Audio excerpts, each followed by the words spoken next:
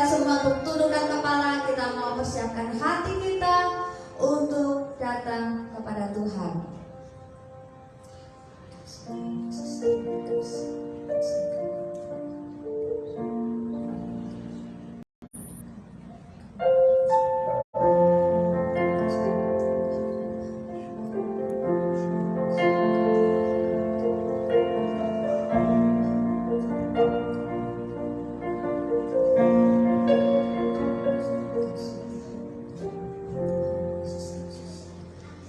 Kami datang Tuhan kepada Engkau, Allah yang kudus, Allah yang bertata di dalam kemuliaan.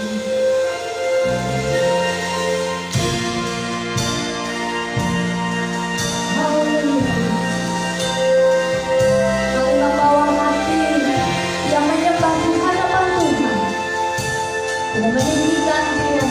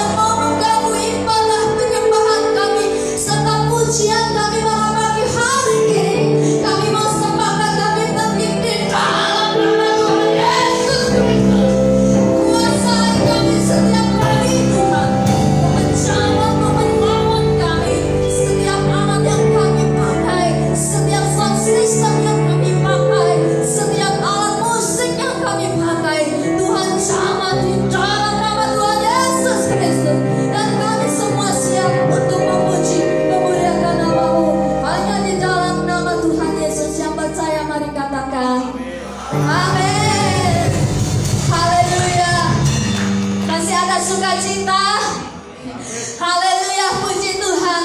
Pilihan kita dalam pagi ini untuk datang memuji dan menyembah Tuhan. Sekali lagi beri tepuk tangan pujian buat Tuhan.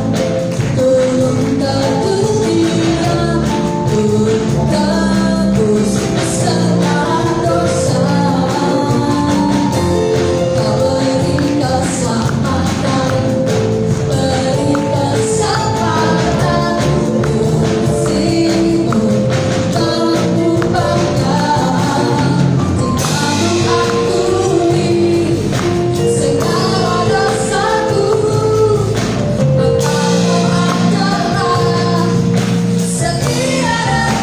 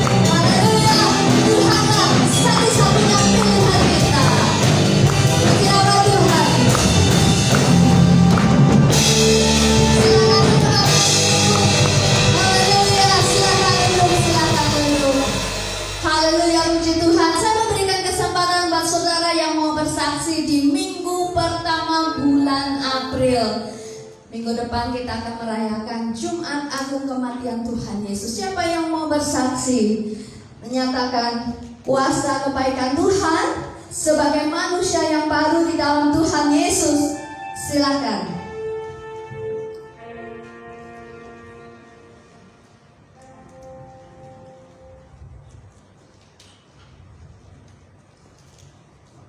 Bapak Ibu yang dikasihi Tuhan, Bapak Ibu yang di bawah mungkin tidak tahu, tetapi sini yang ada di mimbar ini sedang peperangan rohani, saudara. Karena ada trouble di mimbar ini dengan sound system.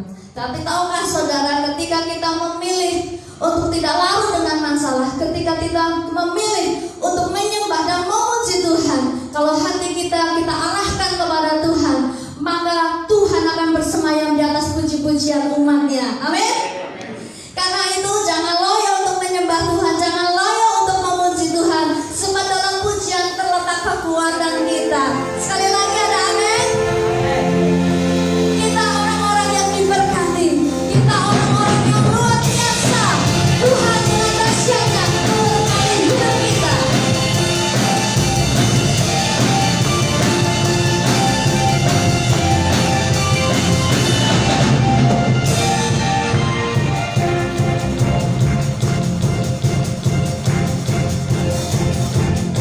Kasih setiamu nyata bagiku,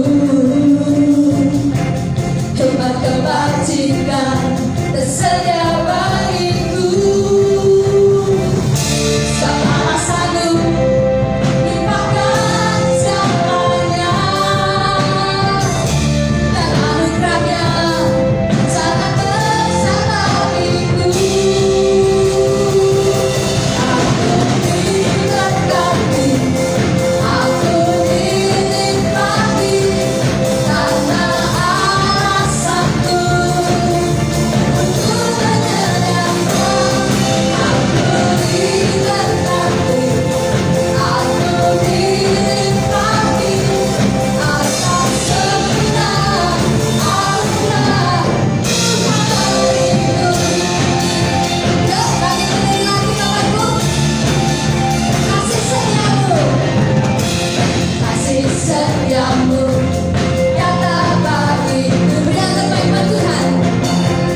Hebat kebajikan tersedia bagiku. Sama sanggup limpahkan jalannya, dan anugerahnya sangat besar bagiku. Aku diberkati, aku diberkati, karena alasanku untuk menyediakan. Aku diberkati, aku diberkati atas segala anugerah Tuhan bagiku.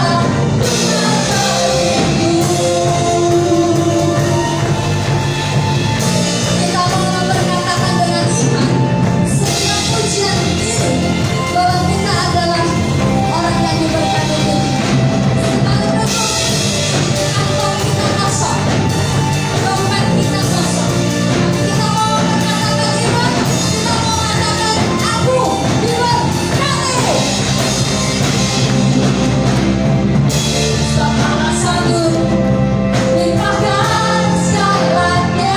Masih yang tak bisa, dan anugerahnya sangat besar bagiku. Apalah, sama sanggup limpahkan segalanya. Bulan sanggup, dan anugerahnya sangat besar bagiku. Angkat tangan ya umat Tuhan. Aku diberkati, aku dilimpahi, karena alasanku untuk menyediakan.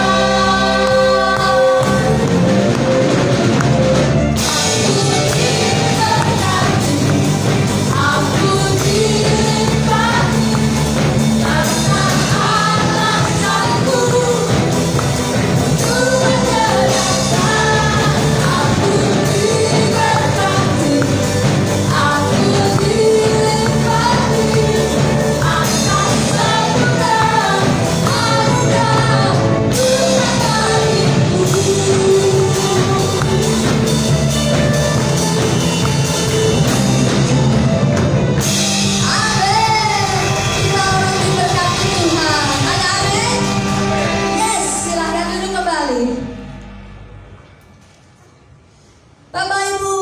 dikasihi Tuhan, jika Tuhan sudah memberikan segala yang terbaik dalam dirinya untuk kita, bahkan nyawanya sekalipun sudah Dia berikan buat kita, apa sih yang kita cemaskan lagi?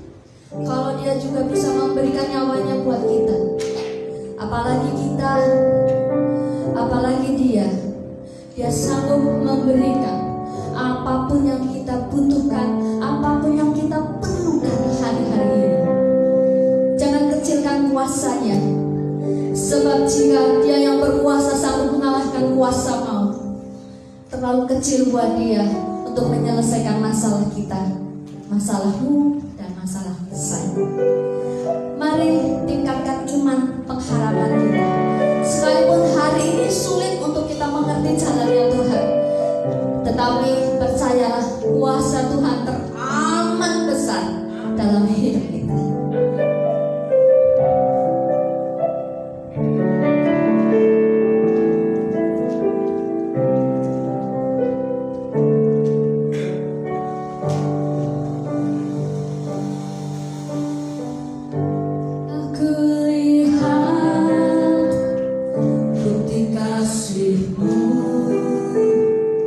Kau menderita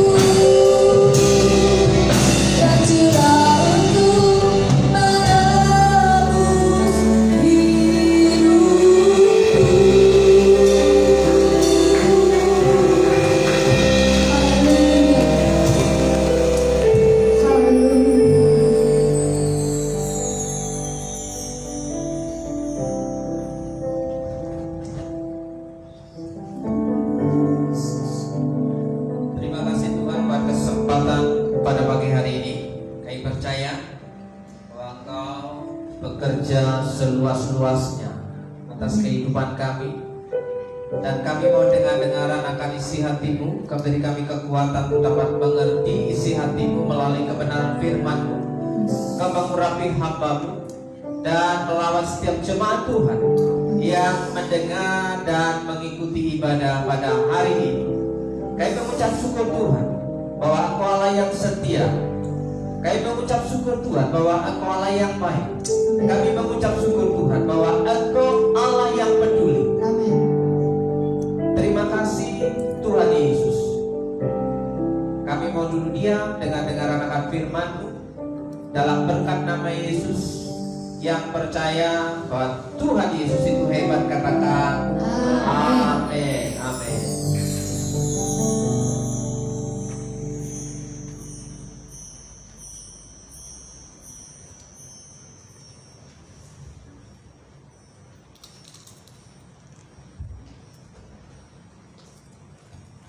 Shalom. Selamat pagi. Apa kabar? Luar biasa. Sudah nyarap? Sudah.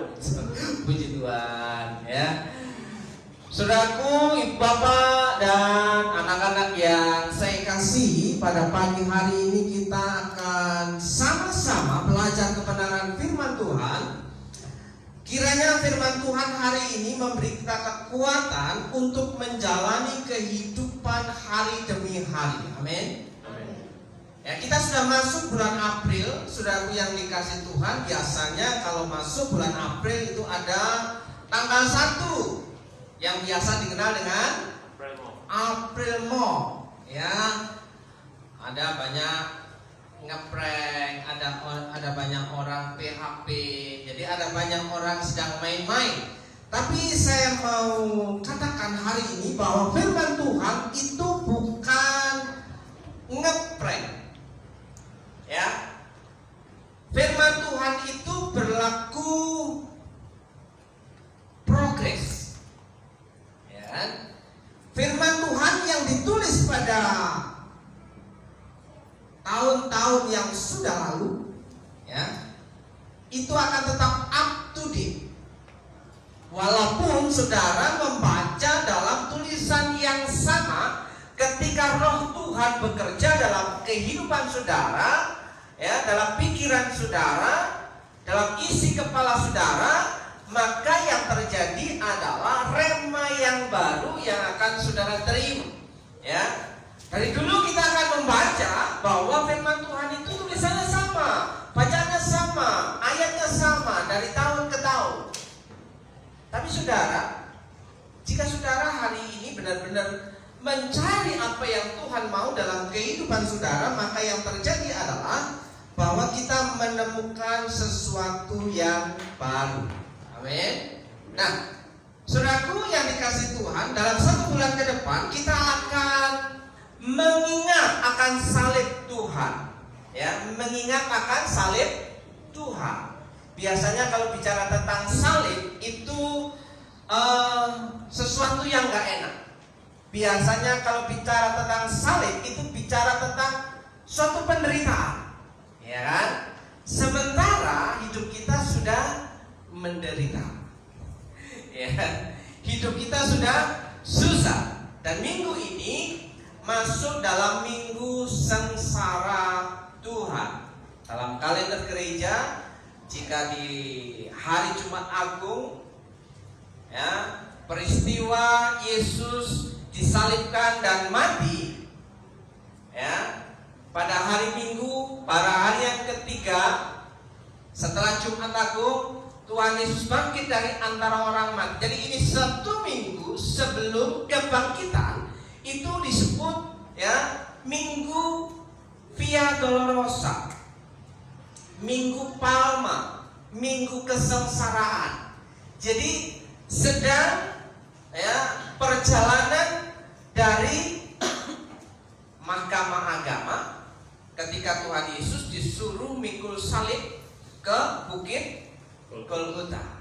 Nah, saudaraku yang dikasih Tuhan, perjalanan menuju Bukit Kalvari, perjalanan menuju Bukit Golgota itu bukan suatu perjalanan yang indah, yang mengenakan dan menyenangkan, tapi perjalanan yang penuh dengan kesusahan, perjalanan yang penuh dengan hinaan, perjalanan yang penuh dengan rintangan.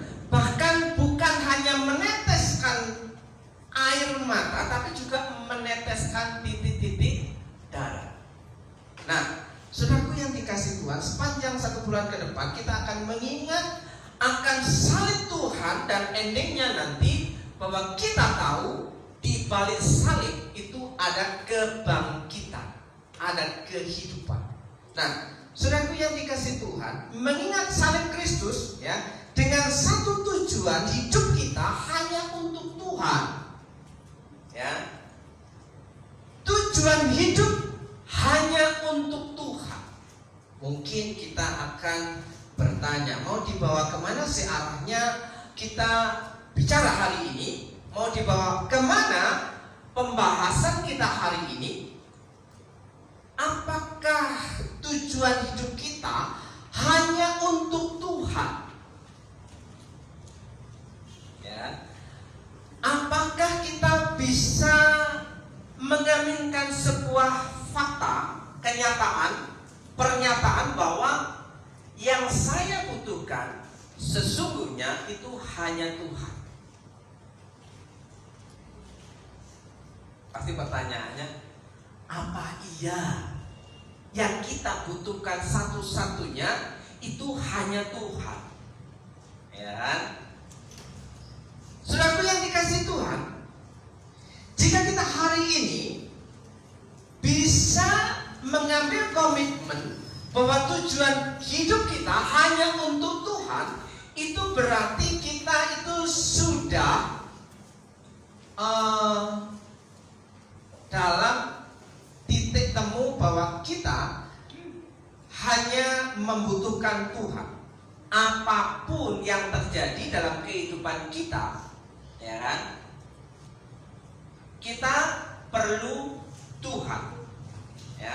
Seseorang bisa menetapkan dan memiliki tujuan hidup hanya untuk Tuhan bila ia selalu mengingat akan salib Kristus. Jadi kita bisa membuat komitmen dalam hidup kita bahwa tujuan hidup kita hanya untuk Tuhan. Itu kalau kita bisa mengingat salib Kristus itu berguna untuk kita atau tidak. Oleh sebab itu hari ini saya ingin mengajak saudara merenung-renung, ya. Hidup kita ini sebenarnya tujuannya untuk apa? Ya kan? Terus tujuan hidup saya, tujuan hidup saudara itu untuk siapa? Ya. Kita mau lihat faktanya, saudara yang dikasih Tuhan. Kita mau lihat faktanya, ya. Hari-hari ini sedang para pecinta, ya, sepak bola nasional Indonesia itu mengalami yang namanya kecewa, lagi berduka, ya, lagi mungkin belum bisa move on karena setiap timeline berita, ya, saudara kalau membaca yang lagi trending topik di Twitter itu berbicara tentang sepak bola, ya, sudah beberapa hari, ya, dan merasa yang masih belum bisa menerima kenyataan bahwa Indonesia belum bisa melaksanakan pesta Piala Dunia, ya, U20 itu, ya, yang dihadang-hadang, yang diharapkan bahwa Indonesia akan dikenal oleh bangsa-bangsa, tapi mendadak dalam waktu yang singkat tiba-tiba dibatalkan. Nah, itu kita kenal yang namanya dengan game over, ya kan? Biasanya game over itu dalam gamer, orang yang suka main game, itu artinya tanda bahwa permainan sudah berakhir. Ya, kalau saudara lagi main di Lintas Supermall atau di Muro, ya, yang menggunakan permainan-permainan, ya, di situ ketika waktunya sudah habis akan muncul tulisan game over. Artinya berhenti, sudah jatahnya habis, ya, game over. Jadi saudara yang dikasih Tuhan, ada banyak orang seringkali tidak bisa move on karena sudah merasa bahwa tamat, sudah riwayatnya the end, ya kan? Seolah-olah sudah tidak ada harapan, pupus harapan. Biasanya kalau orang yang kecewa karena hubungan, ya, terus gagal dalam dunia kerja, modal sudah habis, ya, terus tenaga sudah habis, semuanya sudah habis, ya, gagal tanpa ada tertinggal sauprit pun, ya, itu membuat seseorang bisa mengalami yang namanya hopeless, game over, ya, saudara. Tapi yang kita bahas hari ini, setelah game over, apa yang seharusnya kita dengar dari Alkitab? Ya, sebenarnya kehidupan kita juga tak jauh-jauh beda dengan harapan banyak orang di dunia ini, bahwa seseorang mengharapkan hidupnya itu berhasil, hidupnya itu sukses, hidupnya itu enak, hidupnya itu makmur, hidupnya itu tercukupi, ya, tidak banyak aral rintangan. Kira-kira bisa enggak? Tidak ada aral rintangan, semua mulus kayak jalan tol. Saudara, pernahkah saudara ketika saudara masuk jalan tol, apakah jalan tol itu bisa dibilang semulus apa yang kita kira? Mulus, semulus jalan tol. Kira-kira jalan tol itu semulus itu kan? Masih baru ya. Saudara, kalau kita masuk jalan tol, tidak seindah kata-kata yang ngomong bahwa semulus jalan tol. Saudara akan mendapati tol yang dibangun dengan cor akan geladak karena ada sambungan-sambungannya. Tapi tol yang dibangun, ya, dengan, ya, kondisi yang tidak maksimal, artinya masih ada gelombang-gelombangnya, ya, jalur lintas Sumatera, lintas timur itu, ya, setelah gledek itu gini. Ya, apa artinya? Tidak seindah semulus, perkataan semulus jalan tol. Jalan tol aja masih gak enak, saudaraku, apalagi kalau mobilnya cc-nya kecil, iya kan? Bisa terbang itu dengan kecepatan di atas 100. Nah, saudaraku yang dikasih Tuhan, kita akan melihat kenyataan faktanya kehidupan manusia. Ya, ternyata manusia itu sudah kena vonis sejak zaman di Taman Eden.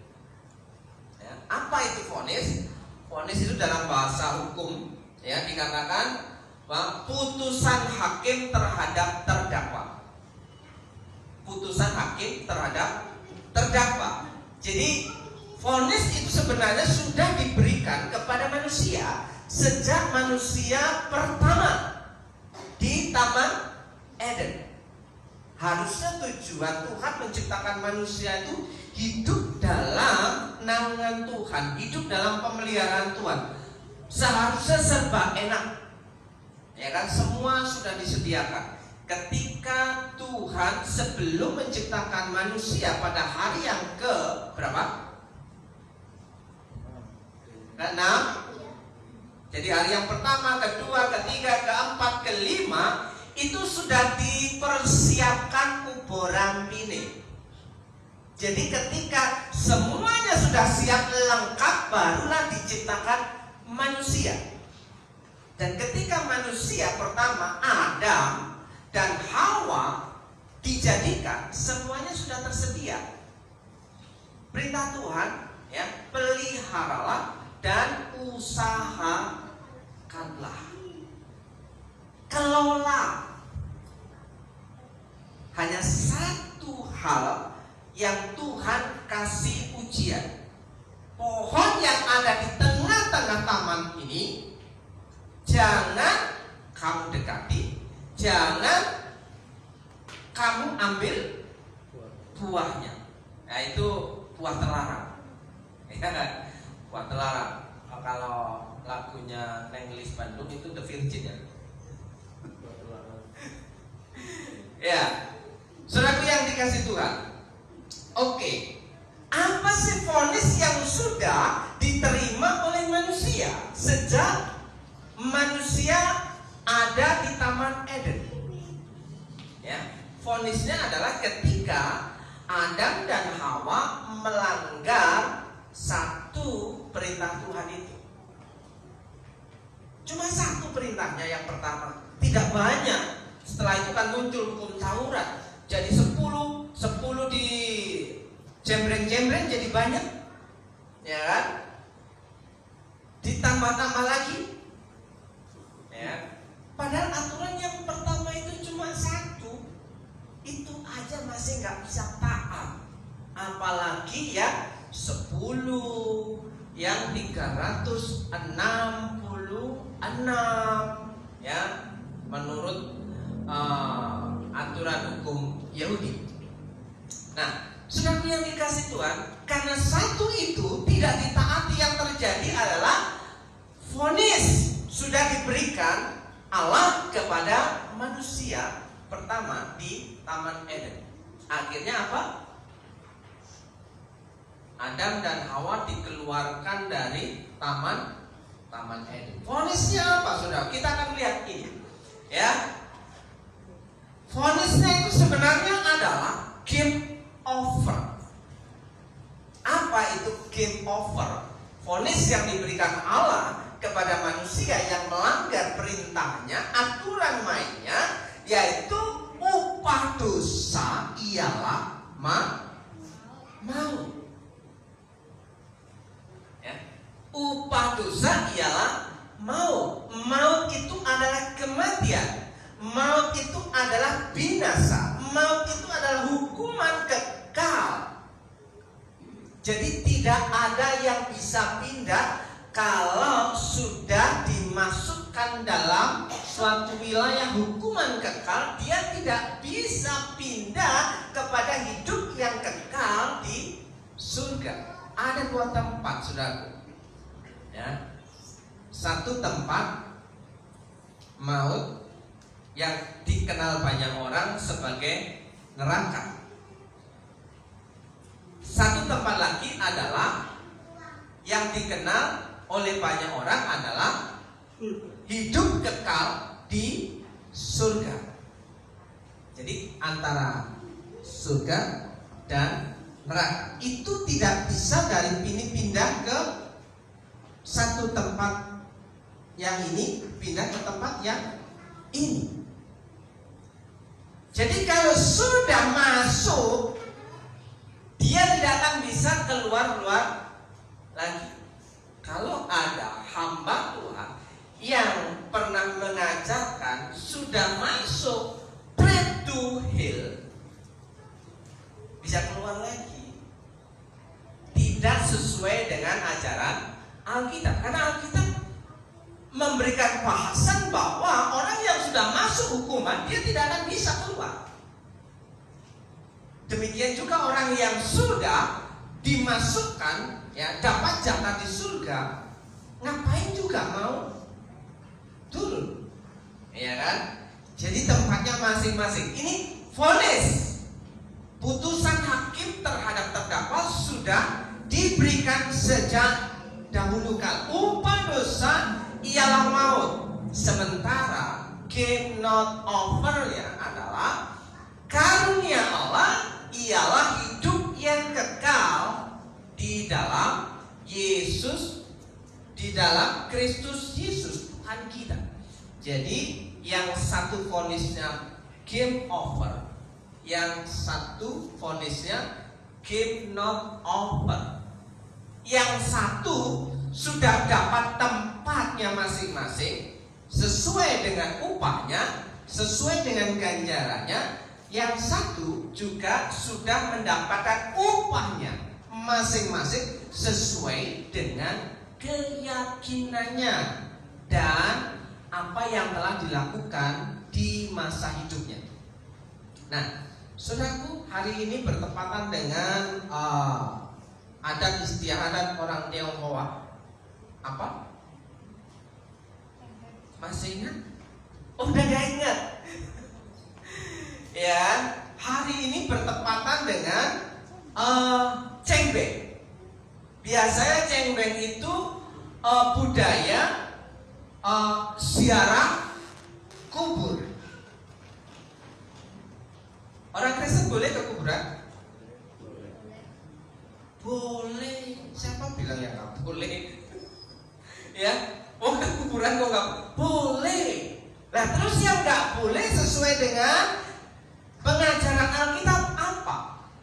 Saya tadi pagi belajar tentang budaya Tionghoa secara cepat, ya, melalui tutorial, ya, bahwa salah satu hal yang terpenting dalam cengbeng itu adalah menghormati siapa? Leluhur. Dalam tanda kutip, menghormati leluhur itu bisa-bisa dengan kata lain bisa melenceng bahwa ada ketika ya datang ziarah kubur itu yang terjadi bukan menghormati tapi berdoa kepada Allah. Nah, ini yang tidak sesuai dengan ajaran Alkitab. Ya, ziarah kubur tidak ada yang melarang. Yang tidak bisa diterima iman Kristen adalah ketika saudara di dalam kuburan itu berdoa kepada siapa? Kepada Tuhan atau kepada leluhur. Biasanya kalau kita berdoa di kuburan, berdoa kepada siapa? Tuhan. Terus yang kita doakan apa?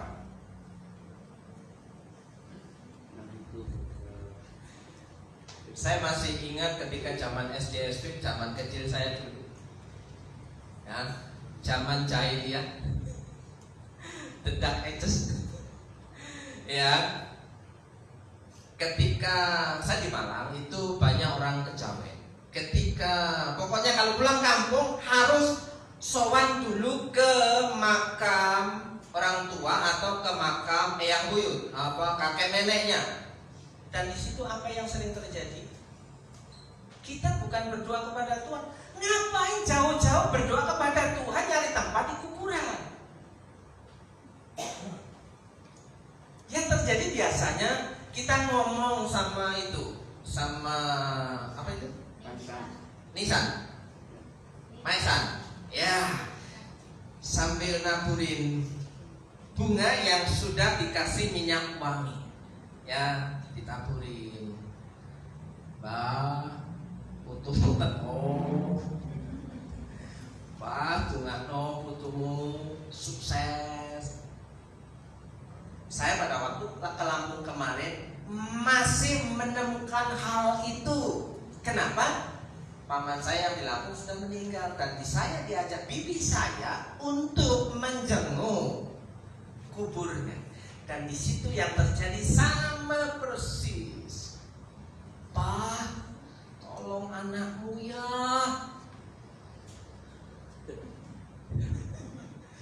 Doakan anakmu ya supaya kita semua yang ada ini bisa sehat semua, semua pekerjaan diberkati.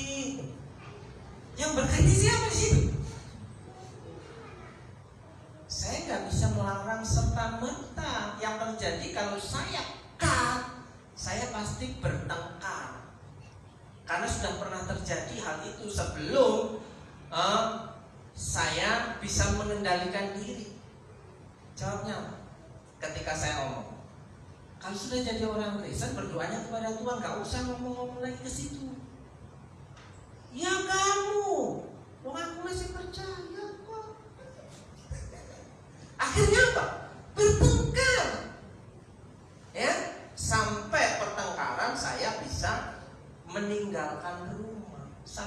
hari ini gara-gara pertengkaran masalah kepercayaan Kristen. Hari-hari ini, saudaraku yang dikasih Tuhan, lagi viral Ibu Ida Daya yang ada di Bogor. Salah satu dukun sangkal putung perempuan dari Kalimantan. Lagi viral itu di TikTok. Dan yang terjadi sama, terulang kembali.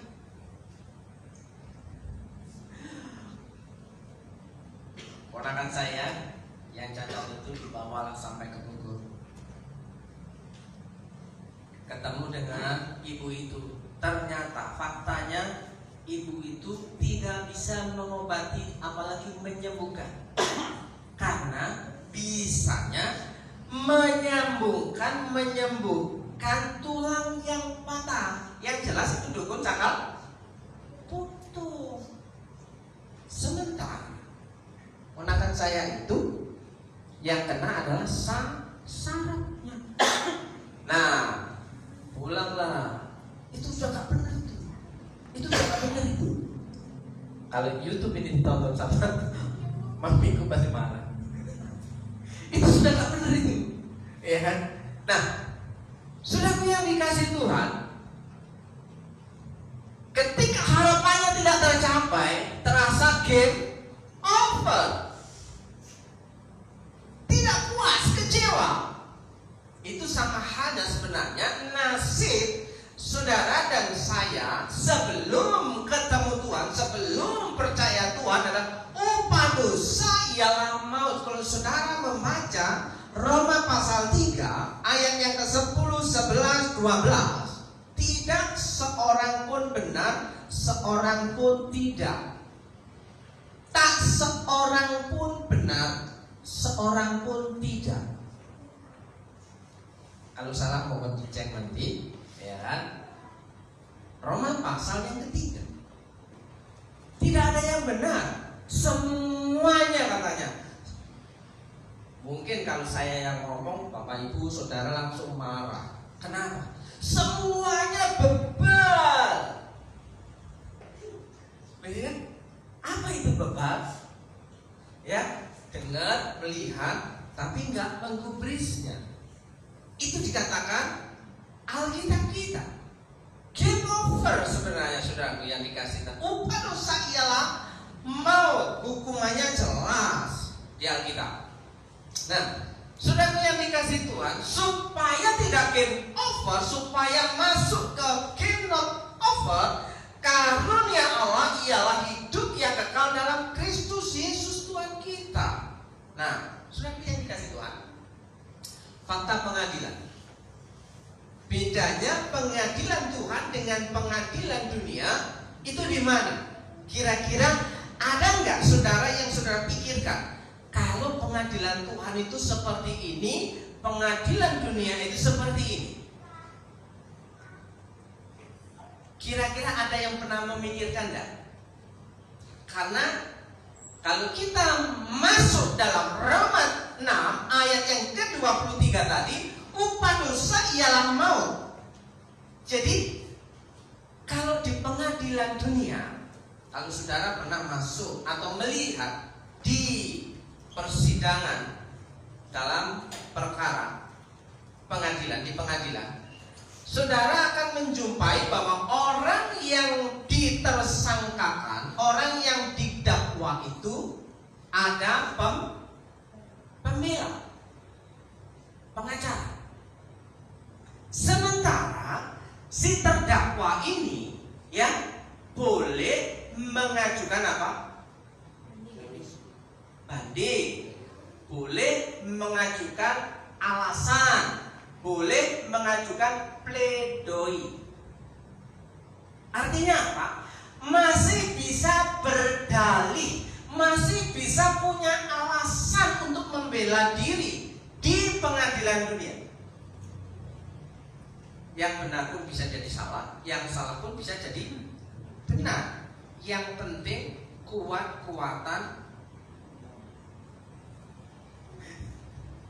Iya. Itu sudah rahasia orang yang tahu di persidangan, saudara. Jika di meja persidangan pengadilan dunia manusia masih bisa berdalih dan punya banyak alasan untuk membela diri, akan tetapi di pengadilan Tuhan maka manusia sudah tidak bisa lagi ada alasan. Ketika sudah divonis upah dosa ialah maut, sudah top. Tempatnya di yang kita kenal dengan neraka, ya kan? Sudah top, itu nggak bisa alasan lagi, tidak bisa membela diri lagi ketika vonisnya sudah dijatuhkan. Tapi kalau di pengadilan dunia kan masih bisa naik banding, kasasi, ya kan? Nah, tidak bisa lagi ada alasan. Itu artinya apa? Sekali terhukum akan tetap terhukum. Ya. Bagaimana supaya kita, saudara dan saya, itu tidak tertuduh oleh masa lalu kita, supaya tidak menjadi terdakwa terus-terusan. Kita membutuhkan seorang pembela. Siapakah pembela kita? Yang jelas yang bisa menanggung resiko hukuman dosa. Upah dosa ialah maut, harus mati dulu. Upah dosa ialah maut. Ya. Jadi paham sampai di situ, Bapak Ibu dan saudaraku, bahwa tidak ada orang yang bisa membanggakan dirinya kalau dia baik, karena Alkitab katakan Roma 3 ayat yang ke-10 dan seterusnya, tidak ada seorang pun yang benar, seorang pun tidak, tanpa terkecuali keturunan Abraham semuanya sudah di apa? Kalau bahasa sudah disentuh jaringan setan kalau di sebelah. Ya. Artinya apa? Sudah berdosa, tidak ada yang namanya bahwa lahir ceprot itu seperti kain kapas, gak berdosa. Keturunan Abraham semuanya berdosa. Siapa yang ngajarin anak kita yang masih kecil? Contohnya aja Silo umur berapa? 4. Sudah bisa berbohong? Sudah bisa berbohong? Sudah bisa ngakalin? Ya, ngakalin itu dekat-dekat dengan saudaranya berbohong. Ya, sudah bisa bikin acara, bukan aku kok. Siapa yang ngajarin itu? Nggak tahu. Nanti dia komplain setelah selesai nanti. Iya kan? Nggak ada yang ngajarin, tapi melakukannya, saudaraku yang dikasih Tuhan. Nah, ketika masih kecil, ya, kalau anak kecil ngencingin saudara, katanya apa baunya? Katanya wangi. Oh, sekarang pesing. Terus coba anak yang sudah sebesar Samuel, Ben, tiba-tiba padahal sama statusnya, dikencingin. Statusnya sama, dikencingin. Tidak ada perbedaan. Nah, vonis sudah diberikan. Tidak bisa lagi ada alasan ketika seseorang berdosa, hukumannya ialah maut. Nah, saudaraku, akhir dari semuanya kita akan lanjutkan. Ya, akhir dari semuanya adalah ini Roma pasal yang ke-6 ayat yang ke-20. Sebab waktu kamu hamba dosa, orang yang sudah berdosa, ya, upah dosa ialah maut. Itu pada waktu kamu menjadi hamba dosa, kamu bebas dari kebenaran. Kita tidak pernah memikirkan apa yang dimaui Tuhan. kita tidak akan pernah berpikir bagaimana hidup benar. Karena faktanya, vonisnya adalah kita itu hamba dosa. Ya, ayat yang ke-21. Dan buah apakah yang kamu petik daripadanya? Ya, dari hamba dosa itu, ya, semuanya itu menyebabkan kamu merasa malu sekarang karena kesudahan semuanya itu ialah kematian. Ya, semuanya itu ialah kematian, kesudahan. Sejak kapan ada kematian?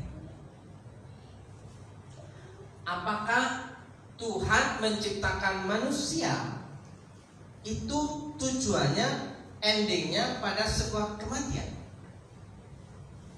Seandainya Adam dan Hawa ada di Taman Eden dan diusir, maka kematian itu tidak ada. Karena manusia diciptakan oleh Allah serupa, seturut dengan gambar dan rupa Allah. Jadi tujuan Tuhan menciptakan saudara dan saya itu untuk hidup kekal selama-lamanya bersama dengan Sang Penciptanya, bukan untuk mati. Kenapa ada kematian? Karena ada vonis, upah dosa ialah maut. Nah, bagaimana solusinya supaya upah dosa ialah maut ini ada solusi enggak? Yang tadinya game over menjadi game not over. Ya, masih ada kehidupan, masih ada perjalanan panjang setelah kematian di dunia ini, saudara. Kita baca selanjutnya ayat yang ke-22. Tetapi sekarang setelah kamu dimerdekakan dari dosa, harus dimerdekakan dulu dari dosa, ya. Dan setelah kamu menjadi hamba Allah, dimerdekakan dari dosa, menjadi hamba Allah, kamu beroleh buah yang membawa kamu kepada pengudusan. Kenapa harus dibawa sampai ke pengudusan? Ya. Ingat firman Tuhan katakan, kuduslah kamu sebab aku kudus. Kalau kita mau tinggal bersama Tuhan Allah yang kudus, kita harus sama kudusnya. Ya. Terus, dan sebagai kesudahannya ialah hidup yang kekal. Endingnya adalah hidup yang kekal bersama dengan Sang Penciptanya kembali, dengan satu syarat, apa? Kasih karunia dalam Kristus Yesus Tuhan kita. Pertanyaannya, apakah segampang itu untuk bisa masuk surga? Percaya Yesus lama? Gimana masih setia? Yakinkah engkau hari ini jika tiba-tiba gedung ini ambruk, amblek, kita semua tertimpa? Satu pertanyaan, yakinkah engkau masuk surga? Oke. Yakin, benar. Ya. Oke, kita bahas selanjutnya, saudara yang dikasihkan. Keyakinan saudara itu harus dibarengi dengan kehidupan yang baru. Keyakinan itu baru permulaan. Saya percaya dan yakin kepada pertolongan Tuhan. Yesus disalibkan, ya, dia mati, dikuburkan, turun ke dalam kerajaan maut, bangkit pada hari yang ketiga, dan dia naik ke surga. Yang percaya kepada Injil itu dia akan selamat. Karena ada Injil yang lain. Percaya Yesus plus sunat. Kalau saudara baca dalam kitab Galatia, surat Galatia, ya, ada guru-guru yang mengajarkan, guru-guru palsu itu Kalau mau selamat percaya Yesus plus sunat, mengikuti tradisi Yahudi. Percaya Yesus ada plus-plusnya lagi. Harusnya plusnya ini sudah nggak ada. Percaya Yesus hidupnya berubah, menunjukkan bahwa dia hidup dalam pertobatan. Ya, sudah kita bahas sebelum-sebelumnya. Ya, saudaraku yang dikasih Tuhan, kita akan melihat hal ini.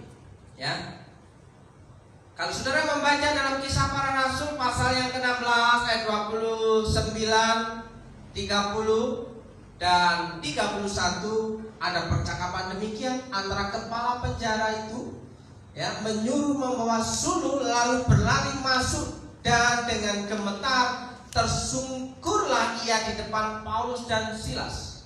Antara kepala penjara dan Paulus dan Silas, ya, ia mengantar mereka keluar sambil berkata, "Tuan-tuan, apakah yang harus aku perbuat supaya aku selamat? Apakah yang harus aku perbuat supaya aku selamat? Puasakah? Berbuat baikkah? Sembahyangkah? Ibadatkah?" Apakah itu maksudnya berbuat? Aku yang harus berbuat. Harus aku perbuat. Apakah yang harus aku perbuat? Ya, jawab mereka, jawab Paulus dan Silas, "Percayalah kepada Tuhan Yesus Kristus dan engkau akan selamat, engkau dan seisi rumahmu." Apakah dengan engkau dan seisi rumahmu itu satu orang percaya langsung include? Ya, kira-kira pengertiannya gimana? Engkau dan seisi rumahmu, ya, engkau akan selamat, engkau dan seisi rumahmu. Apakah include satu orang percaya itu bisa menyelamatkan anggota keluarganya? Nah, ya, mau masuk surga itu sendiri-sendiri, nggak bisa gandengan. Ya, kalau gandengan nanti enak. Saya teringat kalau leluconnya mendiang Gus Dur, ya, suami laki-laki yang punya banyak istri gak mungkin masuk neraka. Ini guyon. Kenapa? Ya, karena masing-masing akan berkata kalau istrinya bisa masuk surga, ya, maka dia akan bercakap-cakap, aku mau masuk surga kalau suamiku ikut. Paham sampai di situ? Nah, kalau nanti di sini dipermasalahkan, istri yang kedua akan membelanya. Itu guyonan. Kalau sekarang mungkin sudah nggak boleh kayaknya. Bahaya. Ya, saudaraku, ini sudah nyerempet-nyerempet bahaya. Ya, percayalah kepada Tuhan Yesus Kristus dan engkau akan selamat, engkau dan seisi rumahmu. Satu orang bertobat percaya Tuhan, ya, itu akan mempengaruhi seisi rumahnya. Maksudnya begitu. Bukan ketika satu orang percaya ini yang lain gandeng. Nah, swarga katut neraka swarga nunut neraka katut. Bukan maksudnya gandengan. Tapi jika mengikuti apa yang dipercayai oleh orang yang percaya dalam satu rumah ini kepada Tuhan, maka yang lainnya juga akan menjadi percaya kepada Tuhan. Itu maksudnya. Jadi jangan salah pengertian dengan filosofi Jawa, ya. Swarga katut neraka balik. Swarga nunut neraka katut. Ya. Jangan salah mengerti peribahasa itu, paribasan itu. Kalau begitu enak. Nanti tak gandeng aja ya. Nanti tak gandeng aja ya. Wah, enak itu. Nanti kalau ke gereja aku titip saja lah. Salam. salam sama Tuhan ya, atau salam sama Pak Pendetanya. Sumatera banyak saudaraku yang dikasih di Sumatera banyak. Kenapa? Yang banyak beribadah hari Minggu itu kebanyakan para wanita ibu-ibu. Laki-lakinya kemana? Berdosa. Iya, dia lagi persekutuan, ya, lagi happy di sana. Salam sama Pak Pendeta, titip iuran. Nggak bisa seperti itu, ya. Makanya harus masing-masing punya percaya kepada Tuhan. Oke? Jadi sebenarnya tujuan hidup kita itu apa? Apakah benar tujuan hidup kita hanya untuk Tuhan? Orang yang menerima hidup yang kekal adalah orang yang mengasihi Tuhan. Orang yang mengasihi Tuhan itu sudah dapat dipastikan dia akan memiliki hidup yang kekal. Karena apa? Iman dan perbuatannya itu bekerja sama. Seperti Abraham punya iman kepada Allah, tapi dia juga melakukan apa yang diperintahkan oleh Allah. Ya. Maka tujuan hidupnya hanya untuk Tuhan. Kalau begitu, gak usah kerja dong. Mau puasa, gak usah usaha dong. Mau sengsara.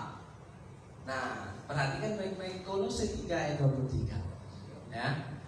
Apapun juga yang kamu perbuat, perbuatlah dengan segenap hatimu seperti untuk Tuhan dan bukan untuk manusia. Jadi kita tetap melakukan tanggung jawab kita dengan satu tujuan, orientasi kita, apa yang kita kerjakan untuk memuliakan Tuhan. Kita bekerja untuk kemuliaan Tuhan. Kita sekolah untuk kemuliaan Tuhan. Ya, kita kuliah untuk kemuliaan Tuhan. Kita melayani untuk kemuliaan Tuhan.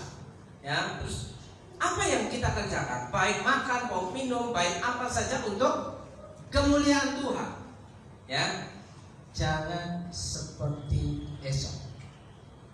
Apa sih kejelekan dari Esau itu? Pernah dengar kisah Esau dari Edom?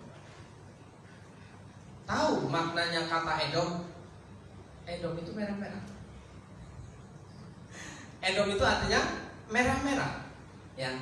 Alkisahnya, ya, ketika itu Esau sedang pulang berburu dan dia sangat lelah dan lapar. Ketika sampai di rumah, ketemulah dia dengan adiknya yang sedang masak.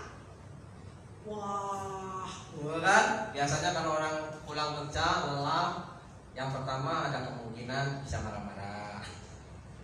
Yang kedua ada kemungkinan ya lapar, ya haus. Nah, ketika melihat adiknya sedang memasak, nah di situ dia bilang, berikanlah aku makanan itu. Apa sih yang diminta oleh Esau? Roti bundar dan kacang merah. Sudah punya. Ya, jangan seperti Esau yang tujuan hidupnya hanya untuk makanan demi semangkuk kacang merah. Benar? Semangkuk kacang merah. Ya, siapa yang suka nyayur kacang merah? Katanya haujan ya. Tapi kalau tiap hari ya masanya sekilo lama-lama nggak bisa haujan. Asam urat. Ya kan? Kita lihat. Demi semangkuk makanan, demi semangkuk kacang merah, Esau menjual hak kesulungannya. Ya. Yakub itu pintar. Ya. Dia mau memberikan makanan kalau dia ditukar dengan hak kesulungannya. Yakub tahu hak kesulungannya ini sangat berharga. Ya, hak kesulungannya ini adalah sangat berharga. Ya, bakal meneruskan silsilah.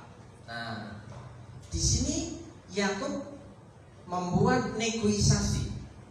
Sementara Yakub berkata, Yakub ya, boleh asal kau tukar dengan hak kesulunganmu. Jawabnya Esau apa? Di ayat yang ke-32. Sebentar lagi aku akan mati. game over. Apakah gunanya bagiku hak kesulungan itu? Nggak ada manfaatnya, nggak ada gunanya. Yang penting aku capek, aku lapar, aku haus, aku kenyang. Ditukarlah hak kesulungannya. Nah, kata Yakub, bersumpahlah dahulu kepadaku, maka bersumpahlah ia kepada Yakub dan dijualnyalah hak kesulungannya kepadanya. Lalu Yakub memberikan roti dan masakan kacang merah itu kepada Esau. Ia makan dan minum, lalu berdiri dan pergi. Tujuan hidupnya hanya untuk makanan, saudaraku. Sementara hak kesulungannya itu berbicara tentang maksud Tuhan dalam kehidupannya. Harusnya kalau Esau ini tidak menjual hak kesulungannya, dia akan dikenal sebagai orang baik. Ya. Nah, saudaraku, mengingatkan kepada anak-anak muda, jangan tujuan hidupmu hanya sebatas semangkok makanan. Semangkok makanan itu bisa apa? Bisa jadi jabatan, ya. Bisa jadi kekayaan, bisa jadi pasangan, bisa jadi kehormatan. Beberapa minggu yang lalu yang datang orang baru itu, Bapak Ibu dan Saudara, dia menjual hak kesulungannya, ditukar dengan pasangan. Ya, mau kembali lagi sudah sulit. Ya, mau ngomong, aku masih tetap percaya Tuhan. Sudah banyak kasus yang saya temui, ketika seseorang menjual hak kesulungannya demi pasangan hidup, dia sulit kembali. Saudara pernah baca di grup WhatsApp GBS Purwokerto pada waktu lalu ketika jam malam-malam, ya, ada seorang laki-laki yang sedang stres itu, ya, sedang bingung, ya, dia ngomong sendiri, ngoceh sendiri di situ, ya, kasusnya sama, menjual hak kesulungannya. Dia bilang cuma rata-rata orang yang menjual hak kesulungannya itu berkata cuma mengucapkan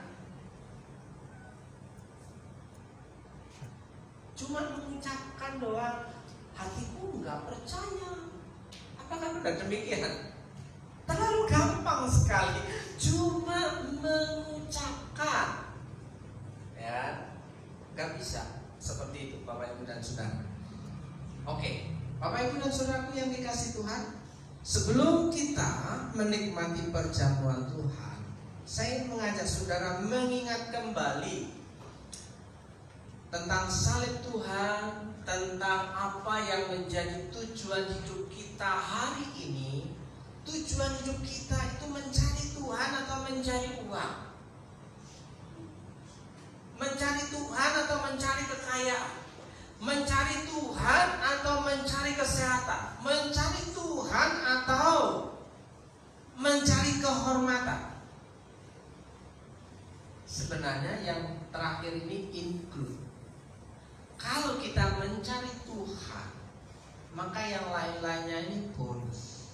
Sementara kalau kita fokus mencari kekayaan, mencari uang, mencari harta, mencari keberhasilan, kita akan tinggalkan Tuhan.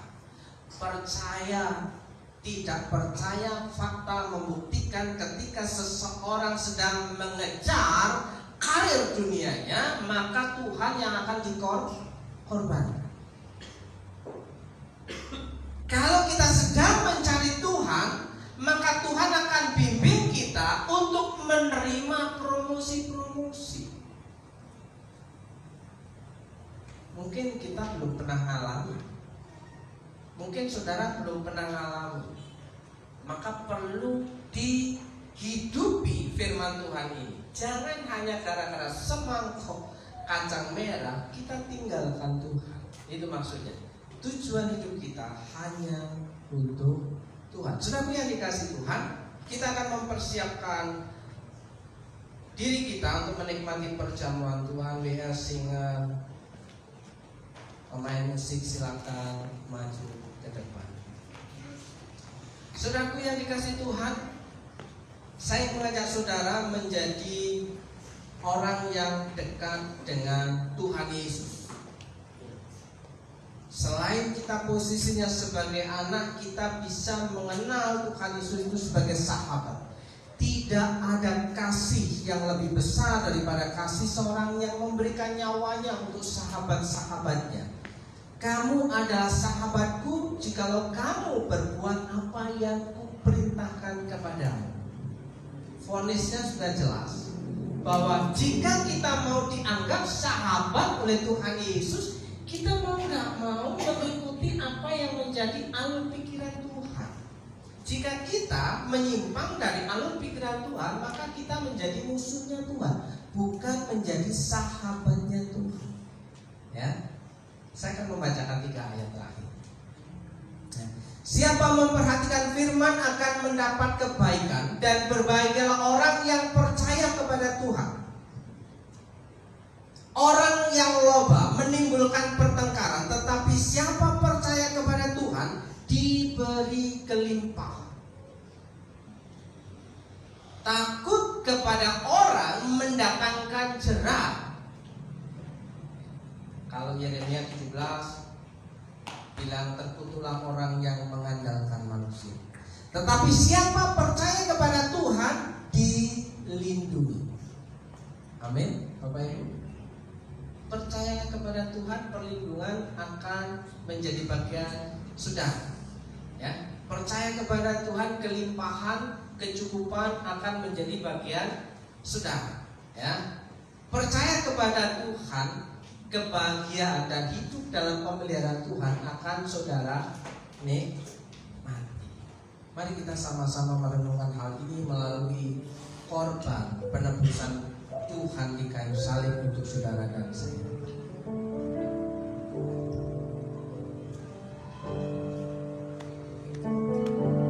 Aku lihat bukti kasih-Mu, Kau menderita gantikanku. Dengan darah-Mu Kau selamatkanku. Diriku hidup menyenangkan-Mu. Terlalu besar kasih-Mu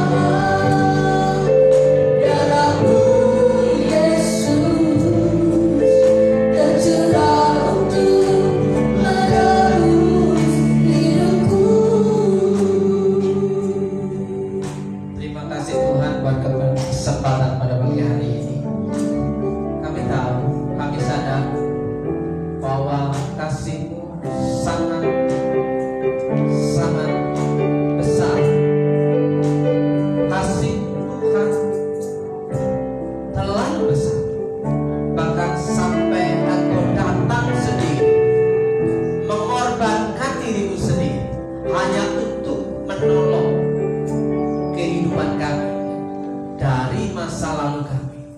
Manusia yang berdosa, manusia yang layak dihukum, manusia yang sudah mendapatkan vonis upah dosa ialah maut. Tapi karena kasih-Mu yang terlalu besar, pengorbanan-Mu di atas kayu salib itu Tuhan, kami semua mendapatkan kasih karunia untuk mendapatkan hidup yang kekal dan boleh masuk surga. Kami mengucap syukur Tuhan. Bila saat ini kami nikmati perjamuan Tuhan, kami percaya orang-orang yang percaya kepada hari ini adalah orang-orang yang sangat istimewa. Haleluya. Telah kulihat bukti kasih-Mu, Kau menderita dan ditanggung. Dengan darah-Mu Kau selamatkanku. Kini ku hidup menyenangkan-Mu.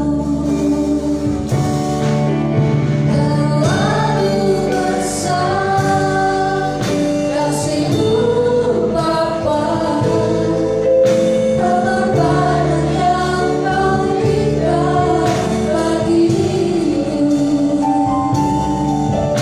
Terlalu mahal darah-Mu Yesus, tercurah untuk menebus hidupku. Terlalu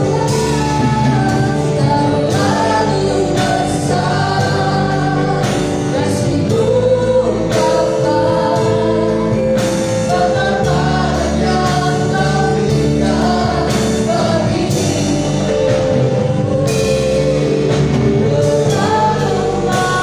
mahal darah-Mu Yesus, tercurah untuk menebus hidupku. Terlalu besar kasih-Mu Bapa, pengorbanan yang Kau berikan bagiku. Bapak Ibu Saudara yang sudah mendapatkan bisa bangkit berdiri. Darah-Mu Yesus, tercurah untuk menebus. Sekali lagi kita mau katakan semua bisa kasih-Mu Bapa. Terlalu besar kasih-Mu Bapa, pengorbanan yang Kau berikan bagiku. Terlalu mahal darah-Mu Yesus, tercurah untuk menebus hidupku. Tercurah untuk menebus hidupku.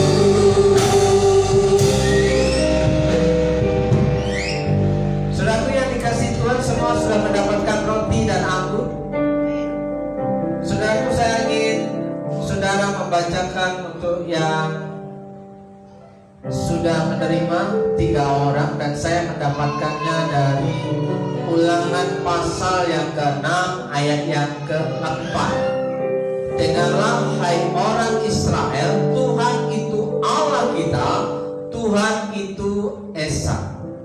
Esa artinya jamak. Esa itu bukan tunggal. Yang pertama, silakan.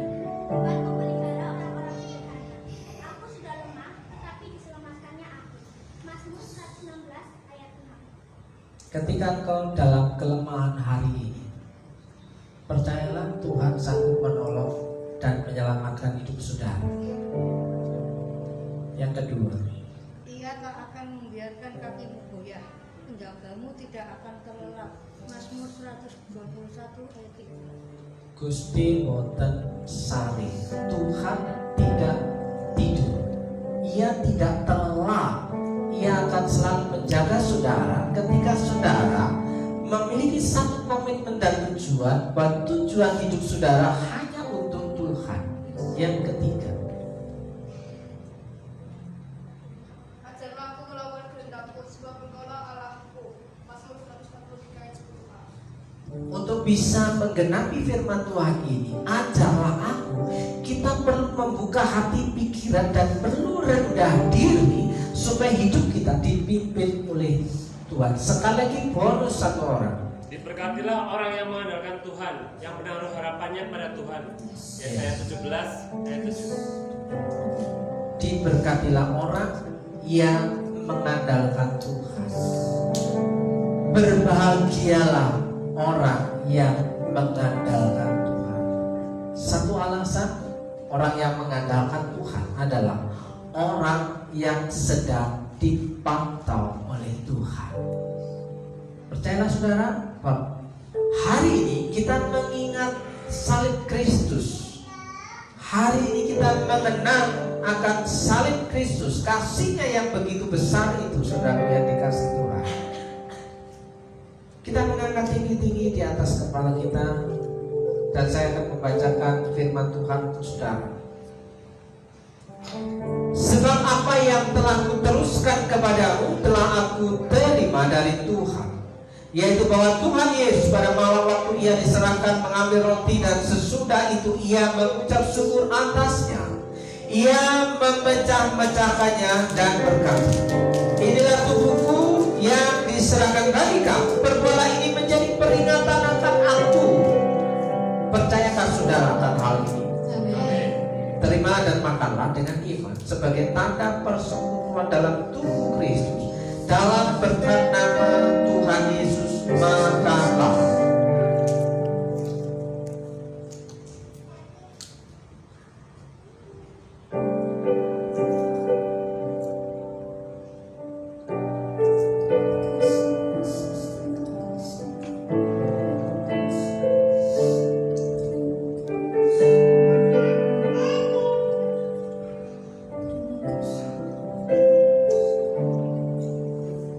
Kita akan tinggi-tinggi cawan anggur yang sudah kita terima, dan saya membacakan firman Tuhan untuk saudara.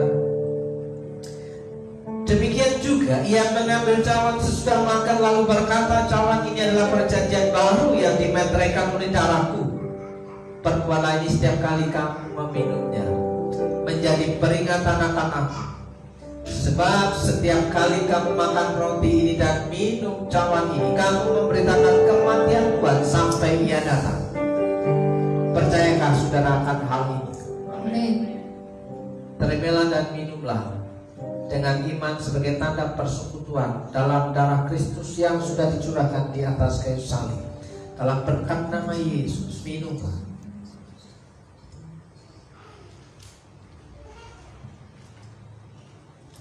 Terlalu besar kasih-Mu,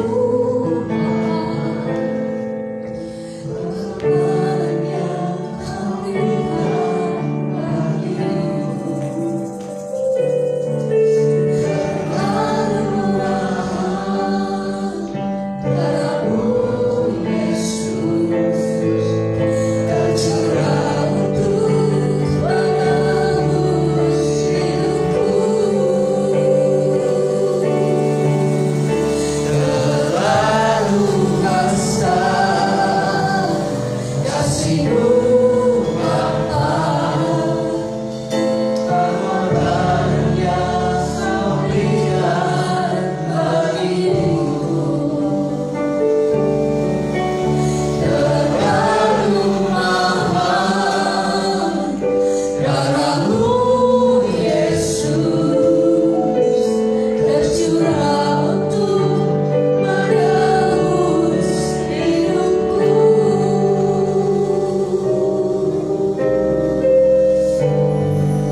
Biarlah saudara merenungkan sejenak betapa Tuhan sangat mengasihi saudara, yang harusnya vonis hukuman itu sudah dijatuhkan atas hidup kita, tapi Tuhan mau menolong dan menyelamatkan hidup kita. Bukan karena kita baik. Yesus disalibkan mati ketika saudara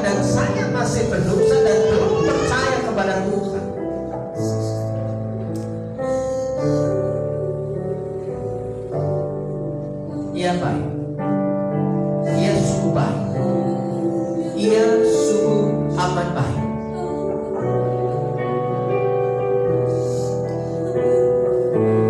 Satu firman Tuhan berkata, ketika Yesus disalibkan dan oleh bilur-bilurnya, firman Tuhan katakan, kamu telah sembuh. Kamu telah sembuh dalam berkat nama Yesus. Apapun bentuk penyakit, pasti Tuhan kasih solusi. Tuhan kasih jawaban. Tuhan kasih pertolongan dalam berkat nama Yesus. Saudara yang percaya, Tuhan Yesus itu Maha Kuasa. Katakan amin. Silakan duduk Bapak Ibu Saudara.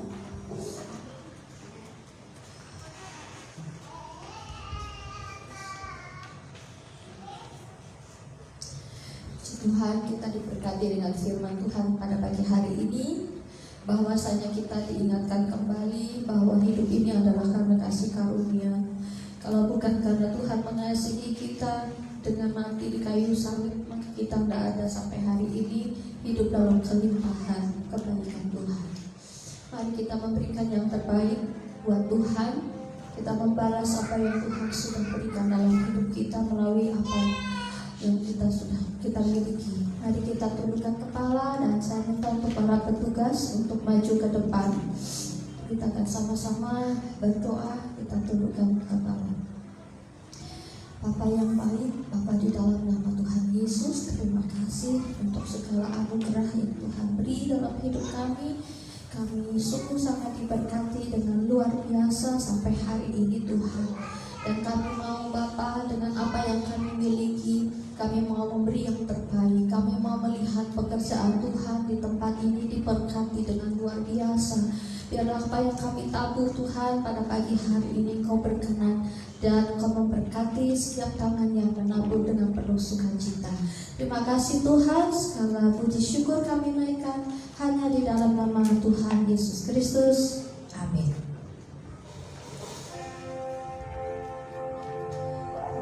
Aku diberkati, aku dilimpahi, karena Allah sanggup untuk menyediakan.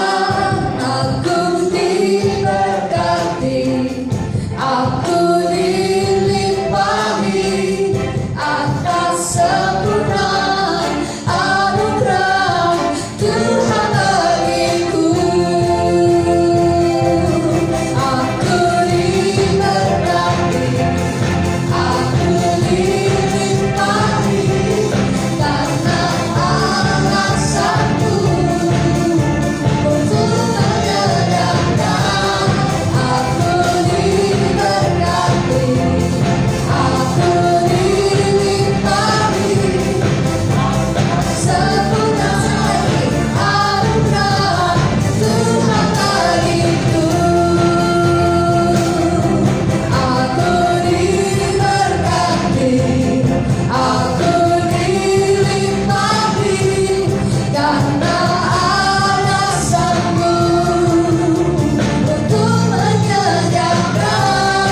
Aku diberkati, aku dilimpahi atas sempurna anugerah Tuhan bagiku. Bapak Ibu dan saudaraku yang dikasih Tuhan, sebelum kita pulang dan menerima doa berkat, ada yang berulang tahun, yang bersukacita, yang berbahagia hari ini. Yang pertama Bapak Om Slamet. Benar Om? Puji nama. Yang keberapa Om?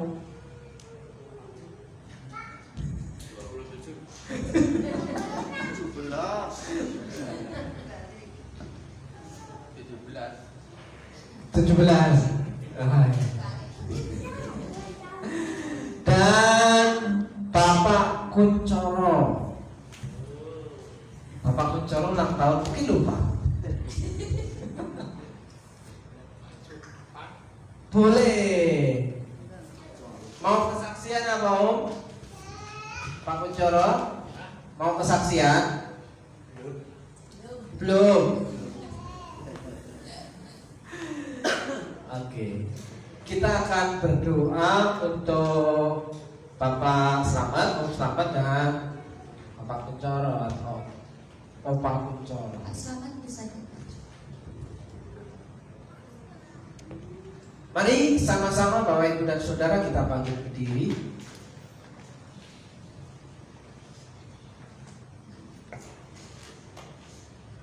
Terima kasih Tuhan Yesus, pada hari ini kami berdoa kepada Tuhan untuk Om Slamet dan Pak Kuncoro. Kami berdoa di usianya yang semakin hari semakin Tuhan kurangi. Kalau orang lain ditambahkan umurnya, tapi dalam Alkitab dikatakan semakin hari semakin berkurang jatah hidup kita di dunia ini. Kami berdoa kepada Tuhan Yesus, kiranya di hari tuanya Om Slamet dan Pak Kuncoro menikmati berkat kemurahan Tuhan, tubuh yang sehat, hati yang penuh dengan sukacita dan penghiburan, berkat pemeliharaan Tuhan yang sempurna, tak terkecuali apapun yang menjadi kebutuhannya, Tuhan penuhi, menjadi berkat bagi anak, cucu, menantu, dan juga bagi saudara-saudara yang lain. Kiranya Tuhan Yesus selalu menyertai kehidupan Om Slamet dan Pak Kuncoro dalam berkat nama Tuhan Yesus. Kami juga berdoa Tuhan untuk saudara-saudara kami yang lain. Berdoa untuk pemulihan kesehatan Ibu Trisno.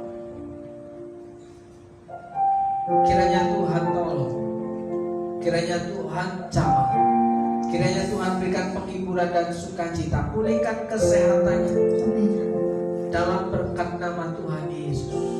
Berikan penghiburan dalam hatinya di masa-masa tuanya. Dalam nama Yesus kami percaya bahwa Tuhan tidak akan pernah terlambat untuk menolong Ibu Trisno. Juga berdoa buat orang-orang tua kami yang lain, Seyati, Ibu Darsono, Ibu Cipto, Ibu Endang, Ibu Slamet, Mami Lukas, dan ibu-ibu bapak-bapak yang mengalami kelemahan tubuh. Dalam berkat nama Yesus, Tuhan hiburkan, Tuhan tolong, Tuhan cukupkan, pelihara kehidupan mereka. Dalam berkat nama Tuhan Yesus. Terima kasih Tuhan, dalam berkat nama Tuhan Yesus. Amin.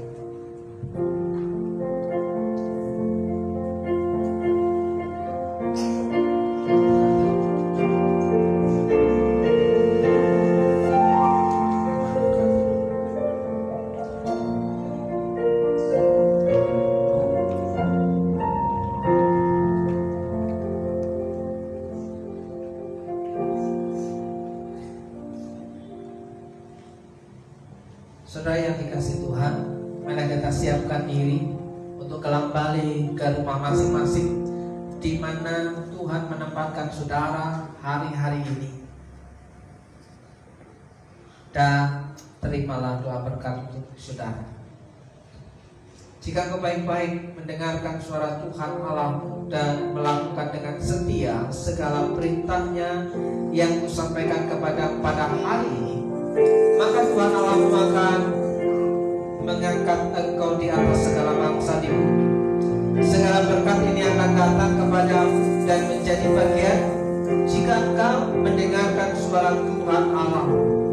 Dalam berkat nama Tuhan Yesus, Tuhan memberkati engkau dan melindungi engkau.